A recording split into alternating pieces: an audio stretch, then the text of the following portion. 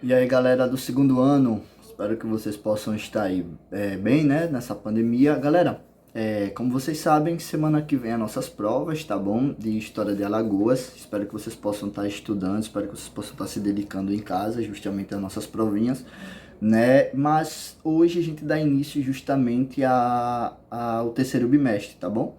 Então a gente começa a falar aí no contexto de História de Alagoas ao nosso terceiro bimestre, né, os conteúdos.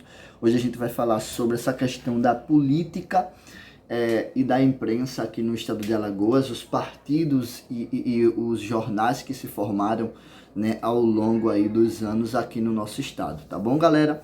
Então eu espero que vocês possam estar ligados, espero que vocês desde já também, né, existe a partir de agora uma certa expectativa na nossa volta às aulas, né? Ainda não é nada certo, como vocês estão vendo aí, a gente está tendo uma reabertura gradual pelo governo, mas ainda não tem nada certo, tá bom? Então vamos lá, galera. A partir da segunda metade do século XIX, né, foi um período bastante agitado politicamente, não só no cenário estadual, como também no cenário nacional, né? Já lá no período do Império, a gente tem dois grupos políticos se formando, que é justamente os conservadores e os liberais, né? O que a gente tem parecido hoje, né?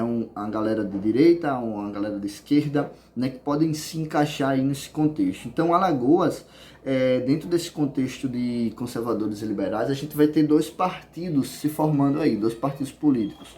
Os Luzias, tá bom? E os Saquaremas, né, que foram justamente instalados durante a presidência do presidente José Bento da Cunha Figueiredo, né, aí um dos presidentes do nosso período militar, tá bom? Então o que acontece, galera? Os partidos luzias, né, utilizando-se do jornal O Tempo, né, para alimentar justamente a política, né, e defendendo os seus ideais justamente através da imprensa, né, que era diretamente atacando a figura do presidente Figueiredo, tá bom? Já os Saquaremas, né, que tinham o jornal Timbre, né, ao seu favor, atacando justamente o partido oposicionista.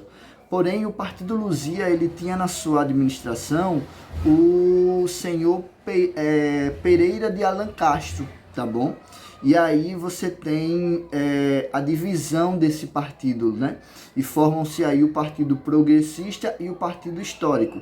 Esse último, né, o Partido Histórico, ele vai se aliar aí ao Saquarema, tá bom?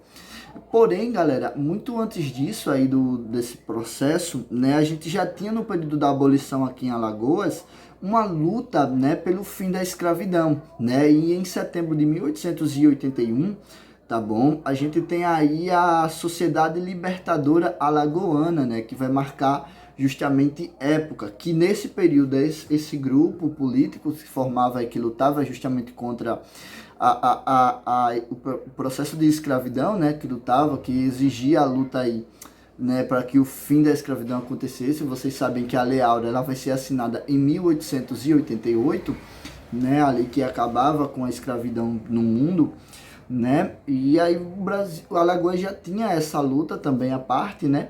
E aí você tem esses dois jornais, né, que é o jornal Lincoln e o jornal Gutenberg, né? Ambos, né, estavam engajados justamente na luta contra a escravidão, tá bom? E aí você começa a ver, já no final do Segundo Império, o ideal de república surgindo, né? E Alagoas vai acompanhar esse processo, e aí você tem a criação do jornal Apóstolo, né, que depois você vai ter o surgimento justamente da República por um alagoano, né, o Marechal Deodoro vai lá e declara a República aqui no Brasil, tá bom? Então, em 1888, né, o ano da abolição, o jornalista João Gomes Ribeiro vai fundar justamente o Centro Republicano Federal de Alagoas, né? Ou pode ser também conhecido como o Centro Republicano Federal de Maceió.